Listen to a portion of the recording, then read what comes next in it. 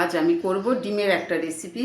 তো ডিমটাকে আমি সেদ্ধ করে নিয়েছি, নিয়ে একটু চিড়ে নিয়েছি, আর সেই সাথে নিয়েছি স্প্রিং অনিয়ন, ধনেপাতা আর কাঁচা লঙ্কা। তো এইগুলোকে আমি এই স্প্রিং অনিয়ন, ধনেপাতা আর কাঁচা লঙ্কাটাকে আমি কিছুক্ষণের জন্য একটু উষ্ণ গরম জলের মধ্যে ভিজিয়ে রাখবো।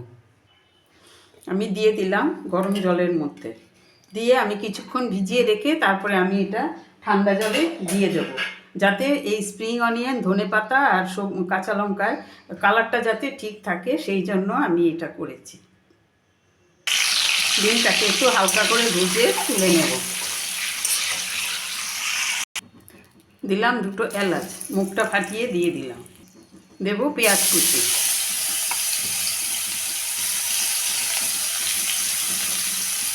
একটু ভেজে নেব।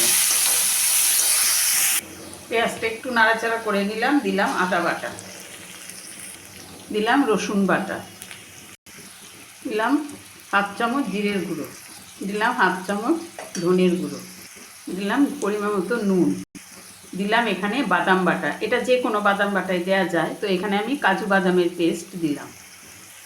একটু কষিয়ে নেব। দিলাম বাদাম বাটার যে জলটা ছিল সেই জলটা দিয়ে ভালো করে একটু কষিয়ে নেব। দিলাম আরও 2টো চেরা কাঁচা লঙ্কা, সেই সাথে স্প্রিং অনিয়ন আর ধনেপাতার পেস্টটাও দিয়ে দিলাম। দিয়ে একটু ভালো করে আরও কষিয়ে নেব।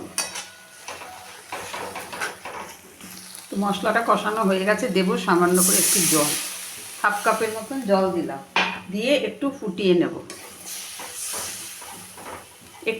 নেব, তারপরে আমি ডিমটা দেবো এটার মধ্যে। তো ফুটে গেছে, এখন দিয়ে দেব ভেজে রাখা ডিমটা, দিয়ে আরও কিছুক্ষণ ফুটতে দেব, যাতে ডিমের ভেতরে মশলাটা ভালো করে যায়।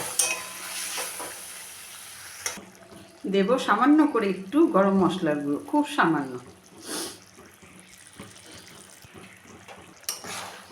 তো গরম মশলাটাকেও মিশিয়ে নিলাম। এবার আমি নামিয়ে নেব।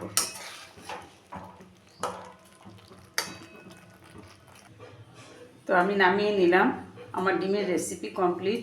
তো আপনাদের কাছে আমার এই ডিমের রেসিপিটা কেমন লাগলো?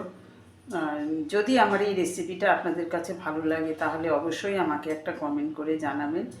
তো আজ এই পর্যন্তই, আবার নেক্সট রেসিপি নিয়ে আমাদের কথা হবে। সবাই ভালো থাকবেন, সুস্থ থাকবেন।